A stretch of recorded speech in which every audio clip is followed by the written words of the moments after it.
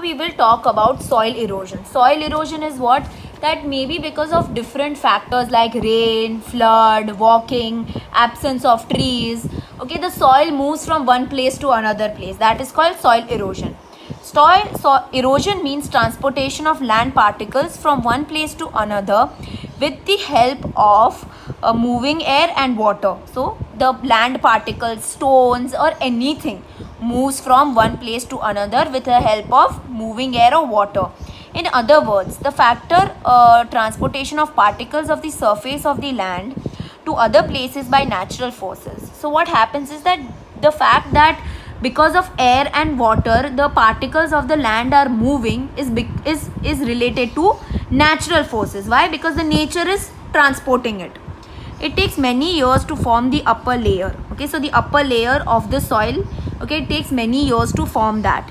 If the soil particles are carried away because of heavy rain or stormy wind, the agriculture production decreases. Okay, because of heavy rain or because of lot of wind, if lot of soil gets transported from one place to another place, then it will cause problem in producing agriculture products. Okay, it is extremely necessary to maintain this upper layer for agriculture. So this upper layer needs to be maintained, needs to remain as it is for agriculture. So soil erosion should be prevented. So you should prevent soil erosion. Measures to prevent soil erosion. First, control the grazing activity on land. Grazing activity means where cow, buffaloes and all these animals come and they eat grass. So that is called grazing activity. That should be controlled. Plantation should be carried out in control method in slopy regions. Slopy regions means pahadi region, okay, where it is mountainous or it is slopy, okay, or dhad jeuch hai, okay.